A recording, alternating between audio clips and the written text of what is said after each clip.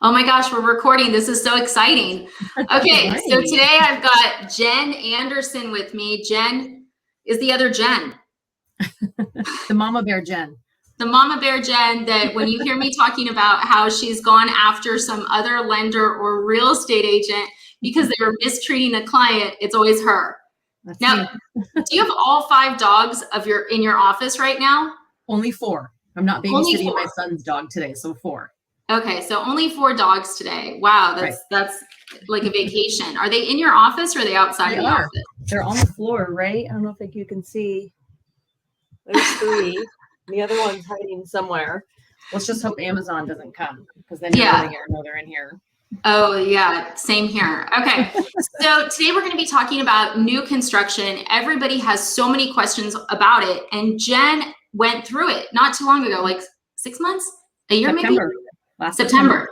Okay, so number 1, how did you choose a builder? I had a real estate agent, and Chadwick and I are both in the business, my husband Chadwick, so we really thought we didn't need an agent to do new construction. We thought we'd go through whatever agent the builder had and it would be fine. And I ended up looking online and I found a new construction specialist, and I happened to reach out to her. She got right back to me. And the number 1 mistake we made from the gate that we did not know was a mistake was the second that you go out to any new development and you put your name on their list, you can't go back and introduce an agent after the fact. Right. So she let us know that. She also, I had given her like a needs list, right? We wanted 1 story. We didn't want our neighbors on top of us. I didn't want a 2-story next to us. We were pretty picky. And she immediately limited, gave us like 10 choices. I had like 50. There's so many new developments here. And she's like, half of these that you picked don't check any of your boxes. You just don't know it because you haven't been out there yet. So she narrowed everything down. This, where we ended up building, was the 3rd one we looked at in a day. So we were done within 1 visit with her. She was amazing. Okay, so just so everybody knows, so Jen is in a subdivision, right? This wasn't like she bought a piece of land and then she built on it.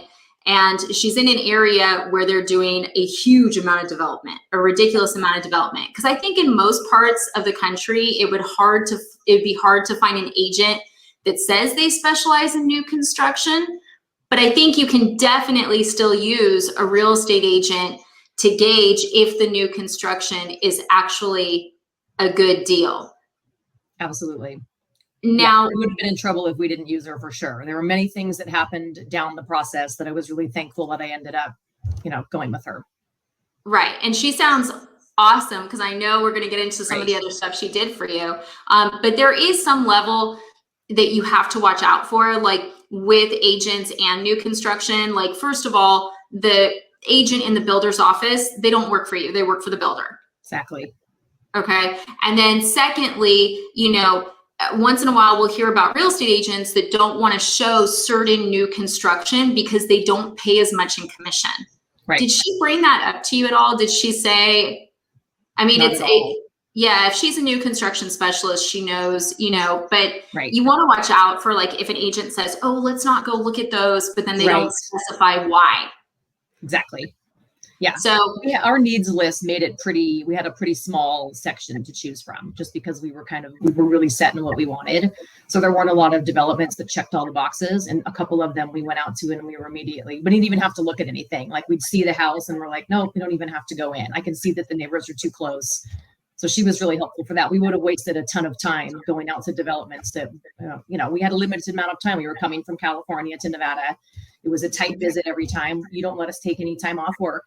I'm kidding. What? I'm kidding. No, that's not true. You took a whole month off with COVID. I'm totally kidding. I was gone for 2 weeks with COVID. You were almost dying, but you got a break. It was great. Exactly. Awkward. That's true. She is our hostage. We can't live without her because you guys would suffer. So she's there for you. Okay. So with the visit to the house, upgrades. So you find this development. They've only built a couple.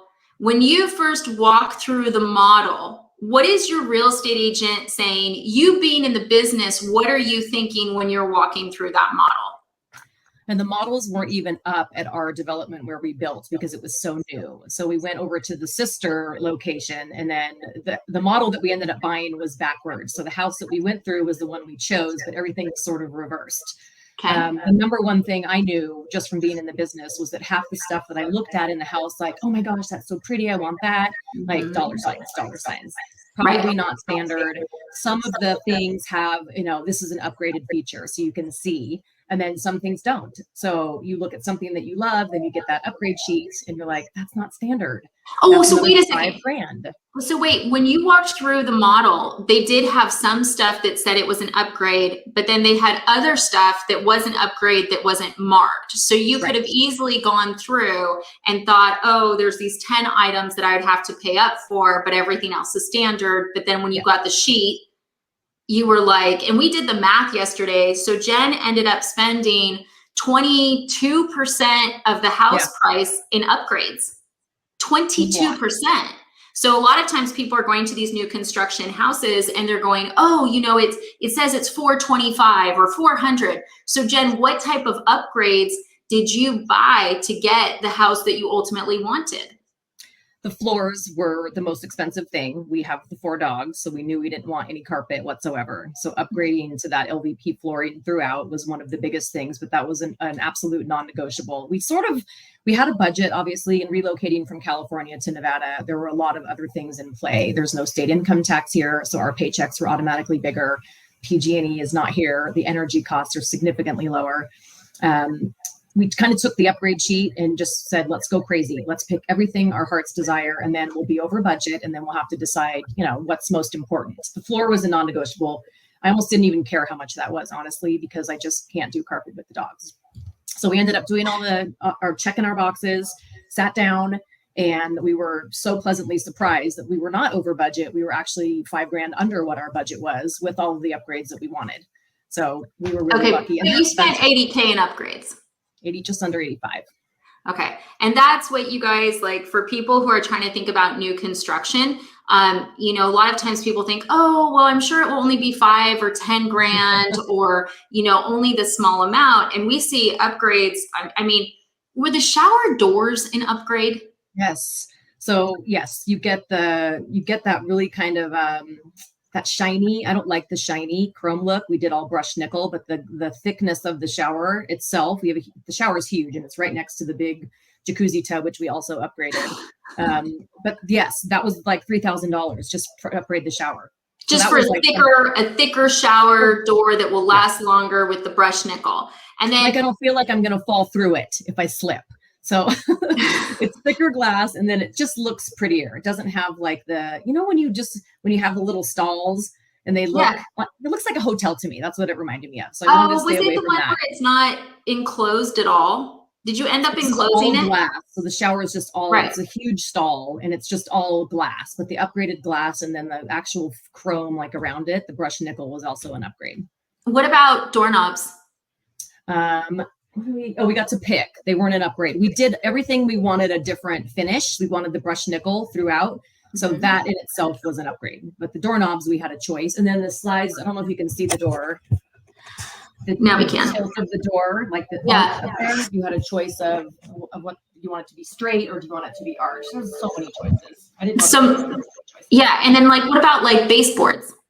Upgraded those. That was the cheapest upgrade. I think it was like $350 to do the entire house with the tall baseboards. They could have charged me 3 times the amount and I would have done it. It's just some of the things were so cheap and some of them were like, oh my gosh, I can't even believe I'm going to have to spend that for that. Yeah. What about everything up 30%? Yeah. What about wall texture? Did you get into wall texture? No. You get what you get, and they give you a very limited choice of paint. And then one thing that I didn't want, and they like to keep it cheap, they want to come in and they want to spray real quick and be done with it.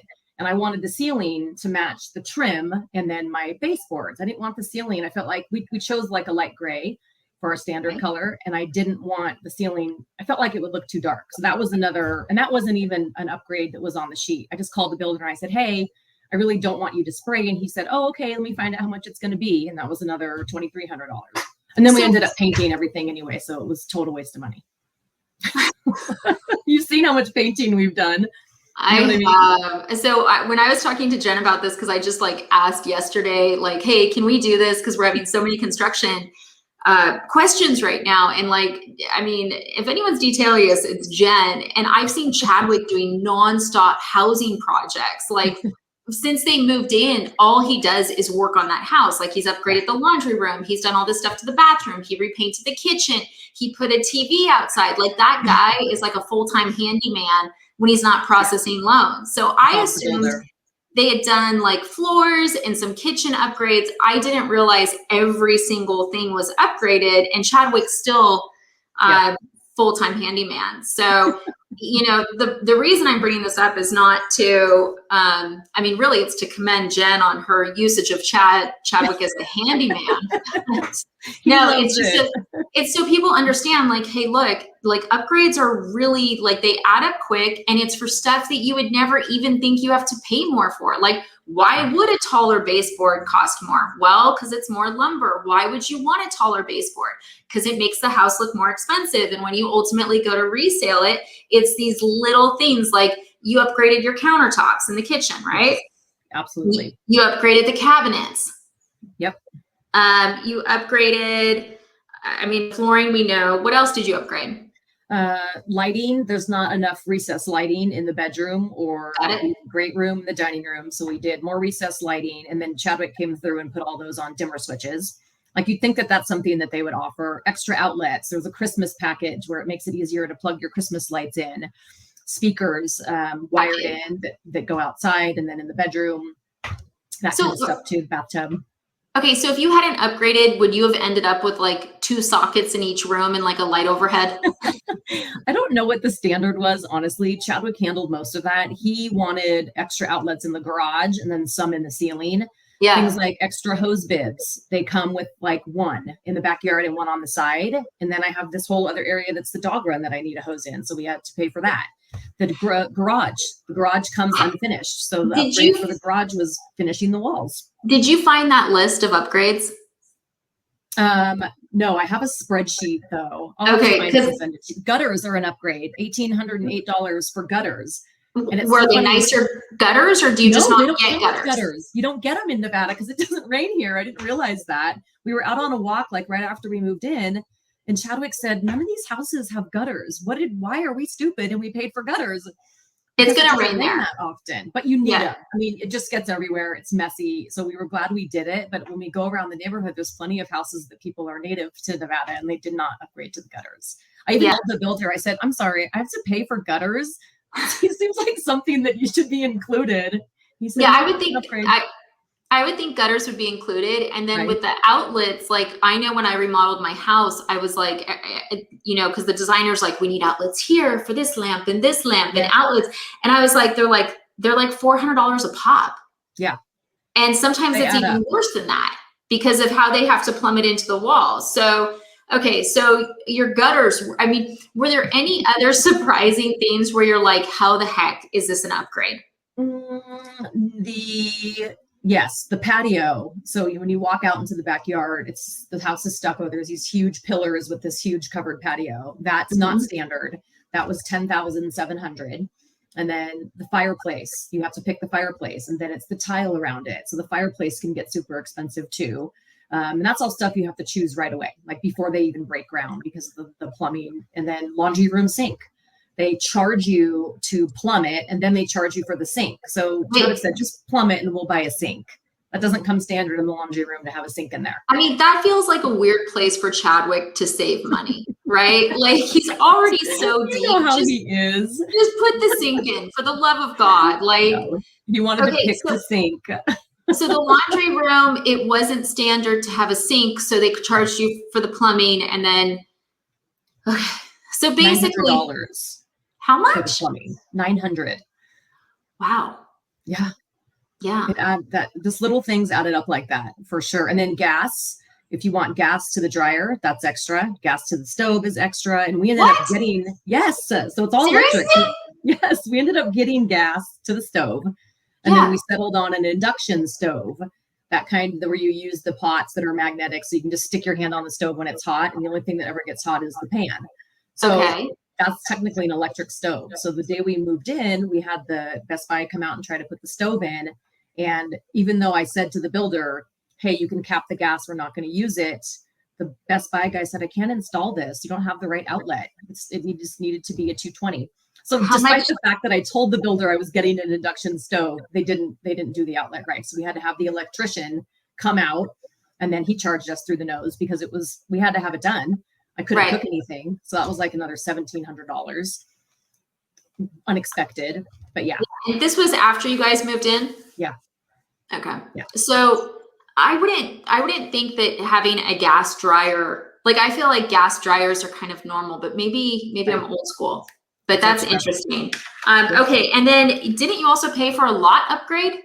Yes. So that's what sold us on this development. And that's when you go to buy new construction, that's the first thing you do is you stand on the lot and you look around and you figure out if you can live there. You imagine the house is next to you. And for us, we didn't want anybody behind us just because of the dogs and privacy. I don't like to be around a ton of people.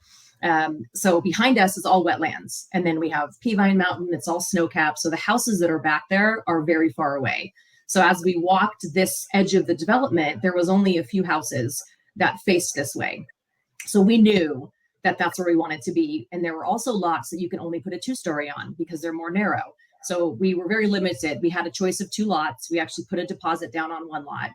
The builder unfortunately came back to us and said, sorry, that has a sewer lateral running through it. Okay, but wait, hold on. So because you're skipping something that I think people will be really interested in. So you had already, at this point, you go into the place, you stand there, you can imagine living there. Your real estate agent is like, this is a good builder. You walk through the model, you think you know what the upgrades are. Did you get the upgrade sheet before you signed a purchase contract? No. They basically have to tell now. I think that's not standard. Our development was really new. The builder's rep was also super new to this development. So there was a lot of mistakes and a lot of stuff that I don't think was done standard. This is my first new construction experience. My agent said a lot of the stuff didn't go like it should have gone. We had to choose right away before they broke ground, the fireplace, the covered patio, the plumbing in the laundry room. So we saw those upgrades, and they kind of you filled out the purchase contract. Yep. Before you knew how much that would cost. Absolutely. So all we knew was the base price of the house. And then we knew that the lot we were standing on had a $7,000 lot premium. And that varies. It depends on the size of the yard. Being in the industry, okay, this is the critical part. You knew I need a budget for some upgrades. Regardless of what I'm seeing right now, I need a budget for this. Okay, so that's what you guys who are watching this need to keep in mind is you need a budget for upgrades. Because even if you think you signed that purchase contract and you think you did the lot upgrade, and so when I back in the day, I actually used to work on builder projects when I was like, hi, I'm Jennifer, can I be your lender? Horrible. They wouldn't tell people what the upgrades cost until like a month after they had been in contract. Exactly. So it was always me going, hey guys, like, hey, you better budget $100K. This is an expensive project. Right. Whereas the sales associates kind of pushed it off so that they were generally locked into the contract more by then. Absolutely. So you're in contract for this lot that you guys love. It's so perfect. You've signed the contract. And that's when they tell you you can't have the lot. Well, they said we could have it, but the sewer lateral, I mean, the city can come out and dig up your yard, right? You have to have a certain amount of extra setback. And then if they rip your fence out, they rip your fence out. I just didn't want to deal with it. So they moved us 2 lots down. And what we didn't know at the time was, and this is not anything we could have known, I think our agent figured that we got a new plot plan when we moved 2 houses down. The house that we ended up buying is on the curve of a court. So what we didn't know is the standard setback for all the houses in the development is 20 feet. Because we're on the curve of the court, our front yard is 20 feet bigger. The setback is 40 feet. So we immediately lost 20 feet off of the backyard and had no idea until we got some aerial footage from a drone that the builder sent us. Okay, and the so backyard looked smaller. to clarify, because you're speaking in lenderese, so a plot plan is like a little map of the property so that you can see like, this is how big my backyard is. And so they said, hey, they can dig up your yard whenever you want. Jen said, no, thanks. They said, well, we got this great lot 2 down. It's the same. She says, cool, great. They don't give her a plot plan. Then your realtor took it upon herself to get some drone footage. And that's when you figured out that you were losing 20 feet of your yard. It was a lot. And we figured it out. The builder's rep sent us the video and the photos, and Chadwick and I said, where is the backyard? We could tell because the pillars for the patio, and then you can kind of judge. And it's hard with pictures. So we immediately freaked out. It looked like it was like tiny. And then we had a fit because it was half the reason we wanted to move was because California typically has really small yards. We wanted more space.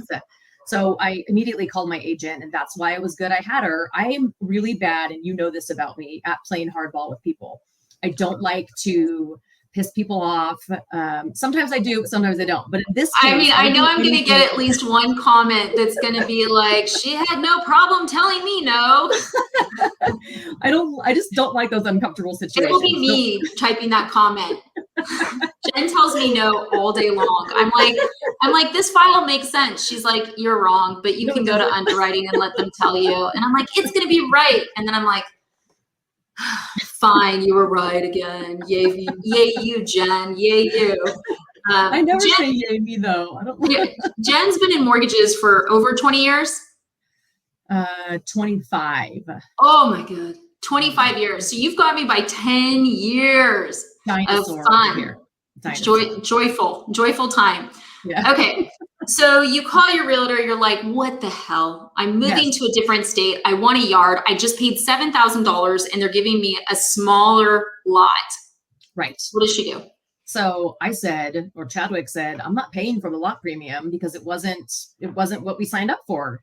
Yeah. And the fact that we might not have even known till we moved in, that was like the scariest part. So my agent did all of the pushback, went to the builder, ended up having to go over the builder's head, went to like the owner and said, we're not paying for the lot premium. So they ended up splitting it with us, which was fine. So we got it down to $3,500. And then in the end, of course, it turned out to be the biggest blessing because we just did the landscaping. And that was another thing you have to budget for when you do new construction. It's ridiculously expensive. The yard is actually the perfect size, and the other lot, in retrospect, would have been way more space than we wanted and way more space that we would have wanted to pay to landscape. And then landscaping is HOA. You only get a year to landscape. We're not in an HOA. We're in an LMA, which is a landscape maintenance agreement. So I think you're supposed to get sign off on whatever you do. Nobody does. They basically charge us $40 a month to keep the little spot by the street between your house landscaped, which they still haven't done. And we moved in September. They just so to clarify for people, the $80K in upgrades did not include a stone in the backyard, not a thread of grass, not a flower. And look, this isn't Jen and Chadwick got ripped off. This is standard for new construction, which is why, like, I know this is going to be a long video, but if you guys are buying new construction, these are the things you want to ask. Sometimes we'll see in contracts where they're putting in a lawn or they're putting in trees or they're doing certain things, but there's a lot of builders that don't do landscaping or it's so expensive. And the things that add up, I'm trying to think through your yard. Fences are expensive. The fence was done and the front yard was done. You get a choice of like desert scape or grass. The front was done very minimally. They didn't put a lot out there. We ended up spending money to kind of redo that too. The fence was there, and that's not with all builders, I've heard. It was actually a really pretty fence. They did a really good job with it. That was a nice fence. That's why I thought you must have done it yourself. Nope. I thought it was Chadwick. We stained it to protect it. That was a whole nother cost that you don't think about. I mean, this weather is so aggressive here in the summer and so cold in the winter. Your fence will just, it won't last. So Chadwick had to buy a bunch of protectant stuff and spray it. That was another expense that we didn't think about. I was gonna say, like, it almost sounded like you hired someone to do that stain, and I was just sitting here in shock, going, "How did I assume Chadwick did that?" I was gonna be very disappointed if someone had done that because that feels like one of Chadwick's many handyman tasks. He won't pay anyone to do anything he can do himself. It drives me nuts. And then I'm very thankful because he has electrician experience. He can do everything, but we're painting the rest of the living room now, and it's a huge job, and it's just a pain in the ass to paint. So I literally have like the swatches on the wall for 2 months. And he has so many other projects. So I'm not going to like be like, hey, can you paint? I have the worst arthritis. So I will help. And then I just crap out after like 20 minutes because I can't do it. Because then I'll be like dropping the roller. And he's like, just get out of here. You're not helping. Yeah. But so I bug him and I'm like, can we just pay somebody to do it, please? It'll be really cheap. And he's like, I will not pay anybody to do anything I can do myself. It's like an argument we can't even have anymore. I just have to be like, okay, babe. Yeah. But I think, so with the backyard, I think people always underestimate the cost of plants. Yes. And hardscaping. Yes. How much hardscaping did you do in the back? I'm trying to think of pavers. So we have a little concrete pad already that comes with the house. We wanted to obviously increase kind of the outdoor square footage for when you have people over. We did a fire pit. We did pavers. The pavers are significantly more expensive than concrete. They're prettier. Oh, really? Yeah, because concrete's pretty darn expensive as well. It is. And we had to do a bunch in the driveway and on the side yard too. So we did do some concrete, but for the actual, hanging out area is all pavers. So that was expensive. The irrigation, the drip line, the trees. Trees are expensive. The labor, the pavers are, yes. That was not, here's the thing with landscaping too. They don't really give you a breakdown. You get a quote and it doesn't say, here's how much the irrigation is. Here's how much the trees are. You basically get a quote and then that's the end of it. So they're not telling you how much they're marking stuff up. So that was a little unnerving. Yeah. And sometimes they're really not. Like with landscaping, I had a guy who did my backyard and I was furious because I didn't do any hardscaping. It was just all plants. And, it's amazing now. I mean, like what he did was amazing. Gorgeous. And I was like, how did he spend that much? And then I did the front myself because I was like, forget it. I can do this. And so my gardener and I did it. And my gardener actually has an amazing eye. Like I have to say he did a great job. It was just as much as when the guy did the backyard. And, and I was getting this stuff wholesale through, my gardener because he's an angel. And it's like the cost of a flippin' plant, like a lavender plant now in a 5-gallon bucket's like $20. I know. And then when you have a lot of space, that just adds up. And then you need trees because you need, you know what I mean? You have no shade. Yeah. And trees are like 6 trees. Yeah. And if you get them really small, it takes forever to grow. And then they go like 200, 400, you get into olive trees. You guys don't have olive trees in Nevada, but like I got into like baby olive trees and they were like $600. And I was like, or $800. Yeah, that's small. I'm going to be here forever. For the bigger ones. If it doesn't, otherwise you're just waiting 10 years for them to give you any kind of privacy or any kind of shade. Yeah. So it's incredibly expensive. Okay. So let's see here. Your realtor helped you negotiate with the builder. If you didn't have the real estate agent, you probably would have had no clue that you were going to end up on a smaller lot. You would have been bitter and have paid $7,000. So the real estate agent saved you some money there. Definitely. Let's see here. The 25% in upgrades. When did you get that upgrade sheet? Like month 1, month 2? I think it was probably, they sort of spoon feed it to you because you have upgrades you do in certain sections. Like you don't get to go to the design center. They ask you about the doors and the finish and then the shower. That's all one set. And then they give you those and you can see everything on the sheet, but a lot of it doesn't make sense. It's all one big sheet. And then you get your design center appointment where you go and pick your countertops. You pick the backsplash if you want one. And when you go into the builder's office, they will have a little display of everything that's standard. So you'll get to see, here's what your cabinets will look like. Here's your choices for the whatever granite they do, whatever countertops they do for bathroom and kitchen. And do you remember what the countertops? Do you remember what the countertops would have been in the kitchen? Yeah, I want to say they're just granite. I don't think, or maybe that was an upgrade. I don't know what it is. I feel like granite's usually an upgrade. It's just, it looks like fake granite then. I mean, it looks like granite. It was pretty. We just knew we wanted quartz. And then the backsplash is extra. I didn't want just wall, you know what I mean? I wanted a backsplash so that, but they spoon feed that to you. And the problem, the design center was great. It was like COVID, major height of COVID. So we didn't get to go to the design center and walk through. We had to do a Zoom with the design center. And she called me and said, hey, what do you like? And I said, I don't know. I know what I don't like more than I know what I like. And I'm open to, this is you're the professional. I trust you. Right. You might show me something that I wouldn't consider, which is exactly what happened. So I told her what I didn't want. I didn't want any warm tones. I wanted grays. I wanted cool tones. And she put everything together and then you get the price after you've picked. So you can kind of go, hey, how much more expensive is, quartz compared to granite? We did a lot of research on our own, and then they kind of give it to you. And then at that point you could go, oh, wow, that, $9,000 for a kitchen island is too much. I have to downgrade that. Did so you do have room to play? Did you do quartz because it's the hardest to damage?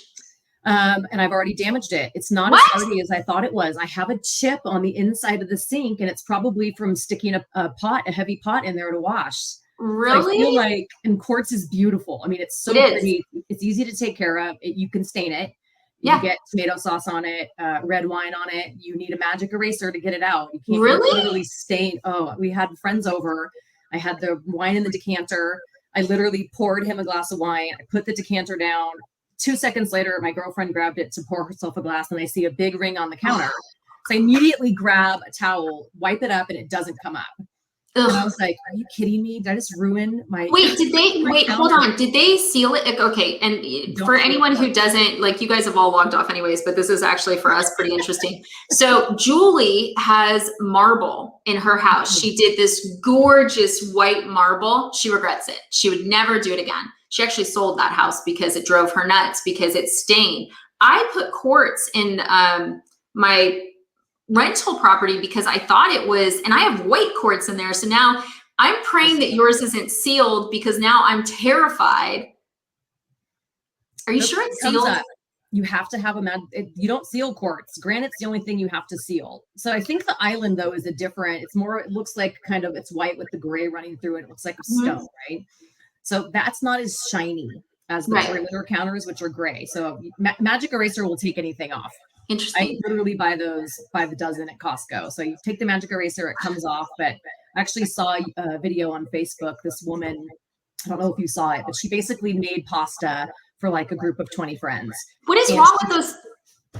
Right. And I know what you're talking about. I put the noodles on the quartz island and poured the sauce over the top. And I just died inside when I watched it. And everyone was like, I hope that's not quartz. You'll never get that out. And then like 2 days later, she commented, how do I get the stain out? Like, you can't probably. So she ruined. I said, that was a $9,000 dinner. I hope it was good.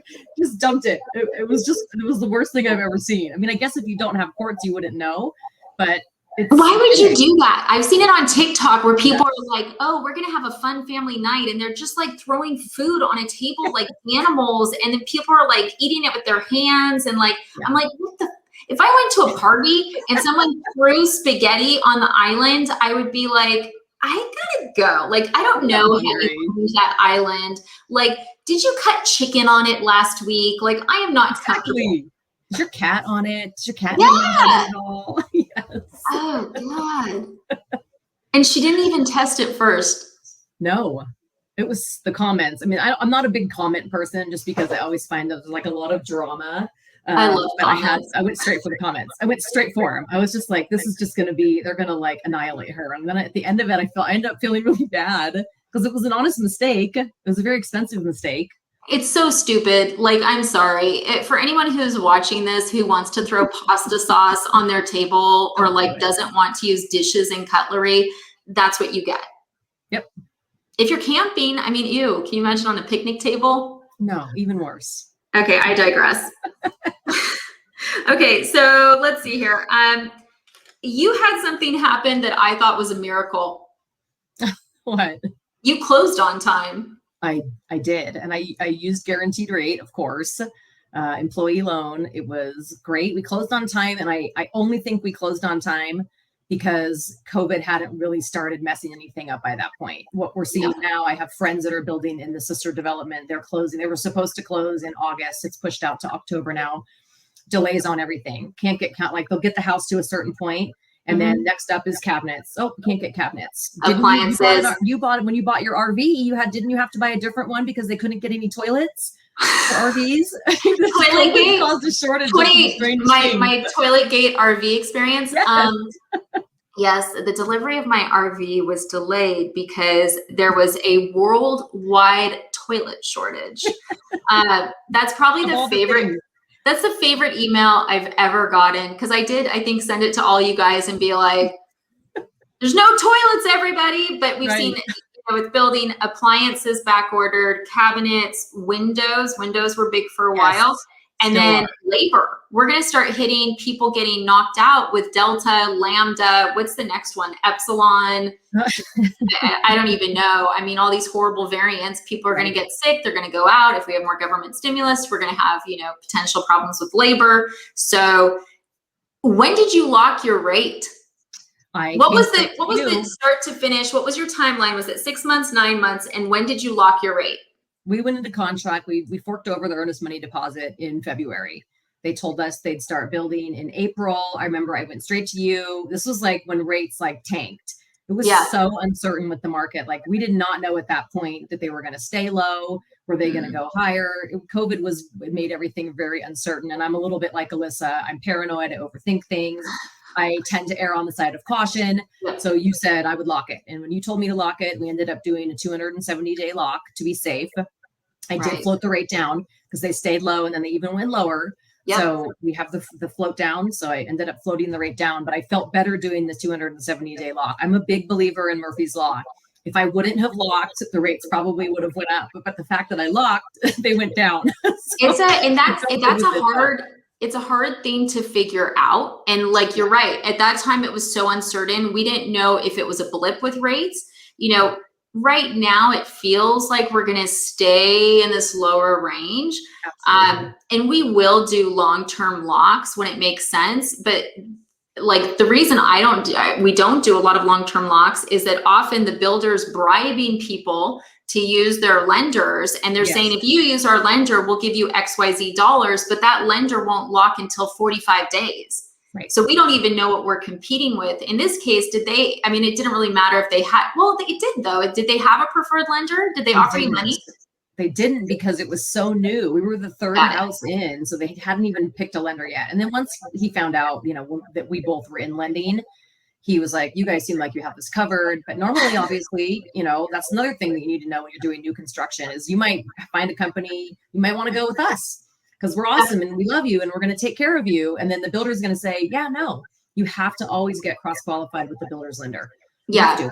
Just make pre-qualified. Sure pre-qualified. Yeah, do it at the same time.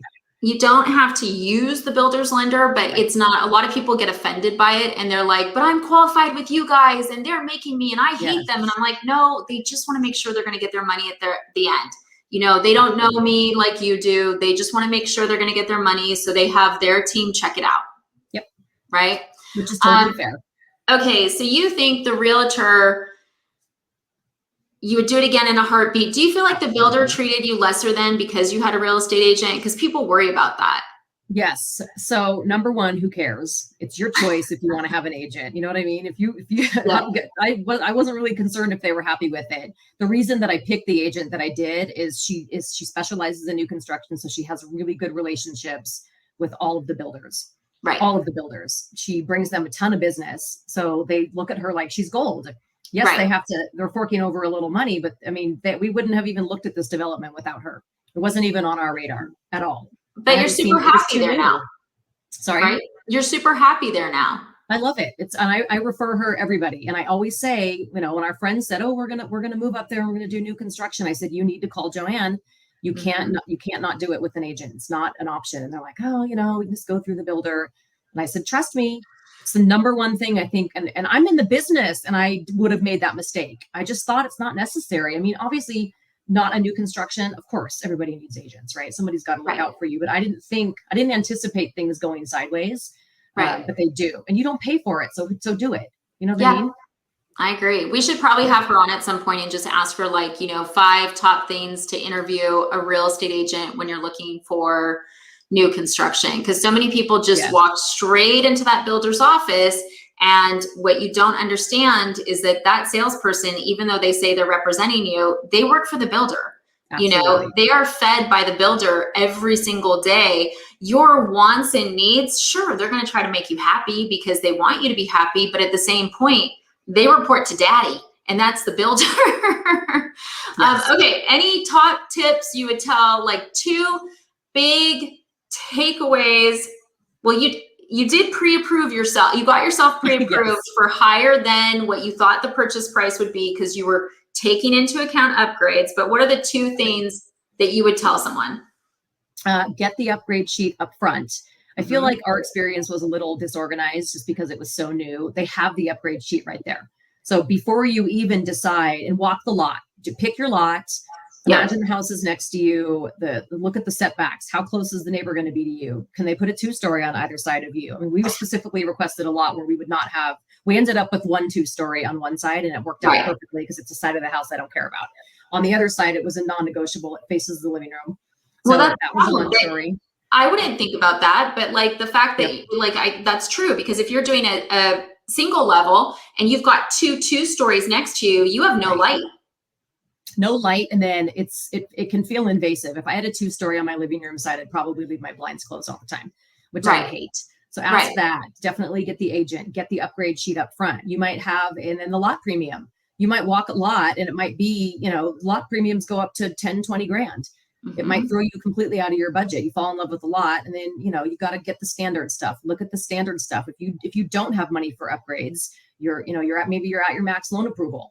You kind of need to know if you can live with what they're going to give you. And there's some things that I have a lot of people we talk to on the phone that they do this stuff after. They know that the builder marks everything up 30%. For us, we wanted to just get in and then have everything done like how we wanted it. That was the end of it.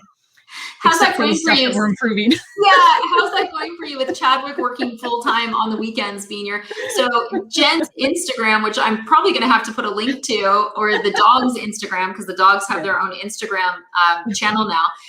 It's basically Chadwick doing home repair 24/7, and the dog's watching him. He's so creative. Jen with a glass of wine. Ideas. Yes, that's exactly right. And that's how it should be, because I don't know how to do any of that. I'm probably off cooking him a nice dinner or something too. I'm not just sitting around drinking wine. Yeah, I believe that, Jen. I really believe that. Chipotle, a nice dinner. Right? I believe that. Okay, so that's your number 1. And then what's your number 2? Find out if it's in an HOA. If it's in an HOA, Amazon's here, you're going to have some type of limit on when you have to do your backyard, which is terrifying. We ended up doing it within a year anyway, but it was tens of thousands of dollars. So you have to, you kind of got to figure out, hey, if I'm going to be forced to do something to my yard in X amount of time, am I going to have the money to do it? And then get some quotes for landscaping. But that's pretty much it. Get that upgrade sheet up front, and then find out the stuff that you have to decide right away before they break ground. If you have a couple people down the street that moved in and they missed that boat, so they didn't get a patio, they didn't get a fireplace, and they hate it. So get in early just so you can budget for sure. Yeah. Those are good tips. Okay. Well, Jen, I am sad to have dragged you away from your computer, but at the same time, this is so helpful, and there's other stuff we should talk about at a different time for sure. But I do appreciate it. Absolutely. Anything for you. Yeah. I can't wait to see Chadwick's next project. Laundry room. It should be done this weekend. The living room? No, laundry room. Oh, the laundry room. I thought, okay. Well, are you okay with me sharing your Instagram? I'll talk to you about it off of this, but people can track Chadwick's work. Okay. Yep, absolutely. Bye. Bye. Talk to you soon.